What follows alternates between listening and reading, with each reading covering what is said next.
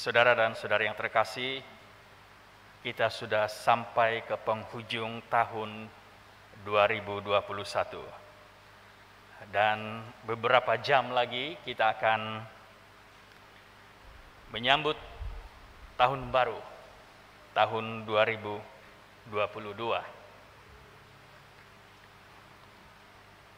Saya teringat dahulunya ketika di ambang tahun baru, pada malam itu semua orang tidak akan tidur, berjaga-jaga, bersiap. Ada yang tidak mau tidur sebab nanti terlepas pukul 12 dan tidak ada saat untuk merayakan ataupun menyambut tahun baru. Dan sebahagian keluarga berkumpul bersama-sama. Dan kalau kita lihat di kota-kota, mereka berkumpul di dataran, menantikan countdown, kiraan tepat pukul 12 tengah malam, menyaksikan ataupun melihat bunga api dan sebagainya. Dan dahulunya saudara dan saudari, di kampung tidak ada bunga api lah. Di bandar kita akan selalu melihat, tapi sekarang kita melihat juga di kampung sebab mudah untuk didapati, tetapi tidak tahulah sekarang sekiranya boleh lagi ada lagi dijual atau sebagainya, karena itu harus dijaga keselamatannya, hanya yang benar-benar dibenarkan untuk melancarkannya barulah ia dibenarkan. Namun dahulunya apabila di ambang tahun baru, orang akan berkumpul dan berpusu-pusu ke sungai, mandi tengah malam, sejuk, mesti mandi di sungai. Dan sebahagian orang mengatakan itu sebagai buang sial. Ada yang membuang baju di sungai, ada yang membuang pakaian-pakaian mereka. Dan semoga yang sial itu akan berakhir di dalam kehidupan, sebab tahun baru akan menyusul. Dan esoknya kalau turun ke sungai, kita akan melihat pelbagai jenis pakaian akan tersangkut di sana sinilah, tersangkut di kayu, di batu dan sebagainya, dari pakaian yang luarnya dan pakaian dalamnya. Itu yang terjadi dahulu, saudara dan saudari. Namun bagi kita yang lebih memahami, lebih mengerti di dalam iman rohani kita itu, kerohanian kita, kita paham bahwa memulakan sambutan tahun baru itu haruslah dimulakan dengan doa. Dan pada petang hari ini kita berkumpul bersama-sama merayakan perayaan Hari Raya Santa Maria Bonda Allah.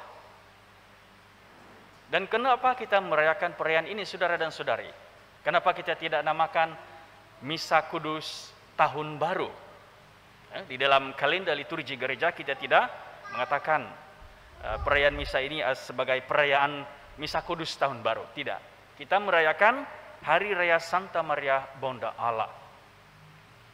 Kalau saudara dan saudari mungkin berkesempatan membaca bagaimana doktrin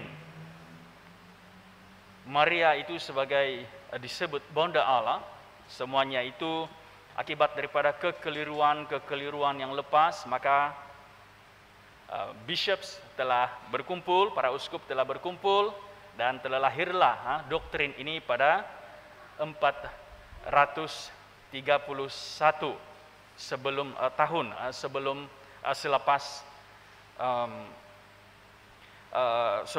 sebelum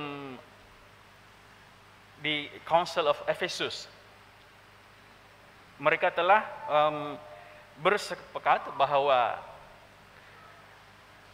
Council itu mengatakan bahwa Maria itu adalah Bonda Allah. Dan sudah tentulah semuanya itu diambil, saudara dan saudari, dilihat daripada petikan-petikan di dalam pewartaan, di dalam firman. Dan yang paling jelas kita dapat ingati, baru-baru kita telah mendengar pewartaan bagaimana Bonda Maria telah melawat saudaranya Elizabeth. Dan Elizabeth mengatakan, siapakah aku ini?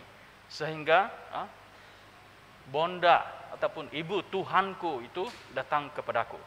Maria itu sudah dilihat sebagai bonda Allah, saudara dan saudari, melalui kuasa Roh Kudus yang telah memenuhi Elizabeth. Dan semuanya itu juga kita dapat dengar sekali lagi di dalam pewartaan yang kedua pada hari ini. Apabila Paulus menulis surat kepada jemaat di Galatia, dia mengatakan, saudara-saudara, setelah genap waktunya Allah mengutus anaknya yang lahir dari seorang perempuan. Allah mengutus anaknya lahir dari seorang perempuan. Dan anak itu, yang lahir itu, dikandung oleh bonda Maria. Ia diutus untuk menebus mereka yang takluk kepada hukum Taurat, supaya kita diterima menjadi anak. Dan karena kamu adalah anak, maka Allah telah menyuruh roh anaknya ke dalam hati kita, yang berseru, Aba, ya Bapa. Jadi kamu bukan lagi hamba, melainkan anak. Jadi apabila kita anak, maka kita juga menjadi ahli waris kepada kerajaan Allah, saudara dan saudari. Maka sangat sesuailah kita merayakan Hari Raya Santa Maria Bunda Allah pada saat ini, menyadari akan lahirnya seorang penyelamat di dalam kandungan Bunda Maria itu. Dia adalah pembawa Kristus. Dahulunya dia digelar sebagai Theotokos. Theotokos itu bermaksud seorang yang membawa Kristus, the bearer of Christ, membawa Yesus di dalam rahimnya. Dan selepas itu teologi itu berkembang sehinggalah kita tahu apabila hari ini kita merayakan Santa Maria itu sebagai Maria yang mengandung Yesus itu, dan dia disebut Maria Bonda Allah. Saudara dan saudari, sangat bersesuaian dan sangat bertepatan bagi kita yang mahu merayakan tahun baru dalam beberapa jam lagi, untuk benar-benar mahu menyadari akan kelahiran Yesus itu sebagai juga suatu berkat bagi kita untuk tahun yang menyusul tidak lama lagi, dalam beberapa jam lagi. Kita sama-sama mahu melihat segala apa yang terjadi di dalam kehidupan kita, segala apa yang telah kita lalui, harungi dalam tahun yang lepas itu, tahun ini masih lagi, dan kita akan melihat suatu tahun yang membawa kita untuk lebih menyadari apakah hadiah terbesar yang saya akan bawa di dalam kehidupan saya pada tahun baru ini. Maria adalah seorang yang juga melafazkan kepercayaannya, mengatakan fiat. Fiat itu adalah terjadilah kepadaku menurut kehendak Allah. Saudara dan saudari, mari kita sama-sama mengambil perkataan yang diucapkan oleh Bonda Maria apabila malaikat Gabriel mengabarkan kepadanya bahwa dia akan mengandung. Kita ambil perkataan yang diucapkan oleh Bonda Maria. Terjadilah kepadaku menurut kehendaknya. Sudah tentulah bagi kita mengatakan apakah azam baru, tahun baru, 2022 nanti saya melakukan ini, sekarang berat badan saya begini dan saya mau kurang sedikit dalam tempo beberapa bulan tahun 2020, ataupun juga sekarang saya mau kurang sudah minum, dan sekarang saya mau bermacam-macam. Bermacam-macam mungkin difikirkan, bermacam-macam yang mau dilakukan, mau dirancang. Tidak salah untuk merancang, sebab kita harus merancang dan harus bersedia menghadapi hari-hari yang seterusnya.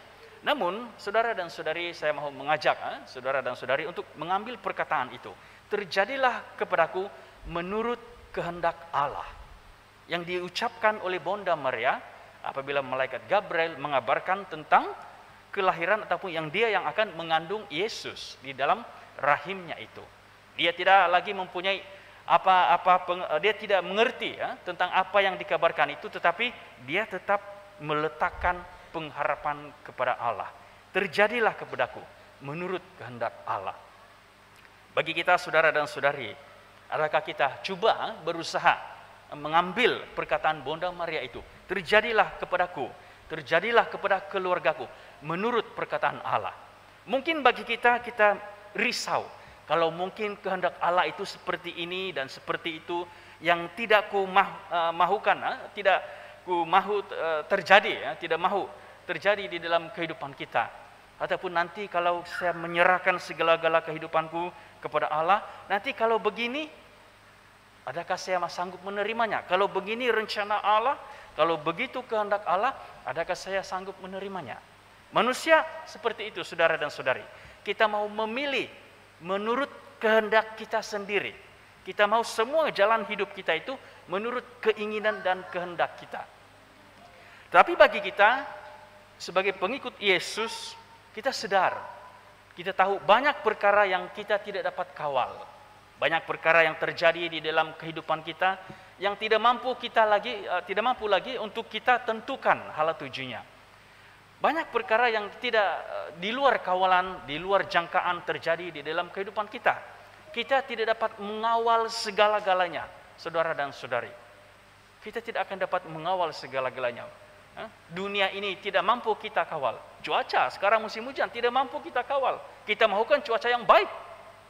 Tetapi bukan semua perkara kita akan mampu kontrol. Demikian juga kehidupan pribadi kita. Kita merancang, kita mau melakukan ini dan sebagainya. Tetapi tentu dan pasti ada hal-hal yang di luar kawalan kita, yang tidak mampu lagi kita untuk kawal.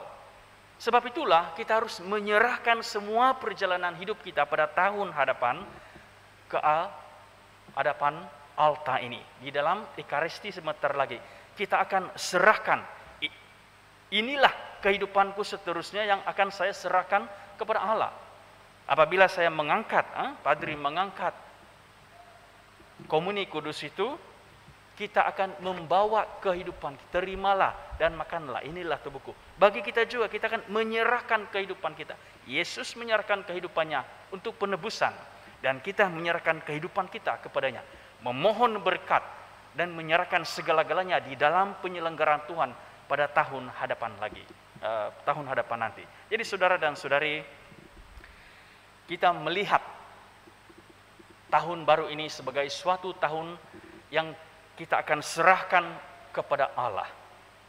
Bukan bermaksud kita tidak perlu merancang dan sebagainya, tetapi kita harus mempunyai asas dan juga pengertian, keyakinan. Bermula pada malam ini, kita serahkan hidup kita pada tahun hadapan itu sepenuh-penuhnya kepada Tuhan. Maka kita akan yakin dan kita akan menyerahkan kehidupan kita, seluruh keluarga kita, dan kita tahu bahwa kita sudah berharap kepada Tuhan untuk membimbing kita di dalam perjalanan hidup kita. Dan sudah pastilah saudara dan saudari, sebentar saja lagi kita akan bersama-sama mengucapkan selamat tahun baru dan sebagainya. Namun pada kesempatan itu juga kita harus melihat bahwa apakah yang saya ucapkan itu benar-benar memberi pengertian terlebih dahulu kepada diriku sendiri sebelum saya mengucapkannya kepada orang lain. Adakah tahun baru itu menjadi tahun yang baru bagi kita? Adakah kita diperbaharui oleh firman Tuhan? Adakah kita akan diperbaharui oleh kuasa Tuhan? Adakah hidup kita diperbaharui dengan keyakinan dan pengharapan bahwa tahun yang seterusnya ini saya akan serahkan kepada Allah untuk diselenggarakan. Jadi saudara dan saudari yang terkasih, mari kita melihat tahun yang baru ini sebagai suatu hadiah yang diberikan kepada kita. Sudah ramai kawan-kawan kita yang lain sudah mendahului kita. Mereka tidak lagi merayakan atau menyambut ulang tahun baru yang 2022 ini. Kita masih lagi berada di sini, kita masih lagi merayakannya, dan kita bersyukur ada kesempatan hidup yang diberikan oleh Allah kepada kita, masih bersama dengan keluarga, masih bersama dengan community untuk menyambut tahun yang baru itu. Jadi kita membawa kesyukuran itu saudara dan saudari kepada Tuhan. Kita bersyukur atas segala berkat-Nya sepanjang tahun ini, kesehatan yang baik, bagi mungkin pelajar yang mendapat keputusan yang baik, bersyukur atas segala-galanya. Bersyukur kepada semua pengorbanan ibu bapa kamu sepanjang tahun. Lihat apa yang telah dilakukan oleh mereka. Bersyukur atas apa yang terjadi, rezeki yang ada di dalam kehidupan itu. Supaya apabila kita melangkah ke tahun yang baru, saudara dan saudari, maka kita benar-benar tahu dan paham bahwa banyak anugerah, banyak berkat yang telah diberikan sebenarnya kepada kita. Jangan kita lupakan itu. Jangan kita lupakan orang yang telah sanggup bermurah hati untuk kita.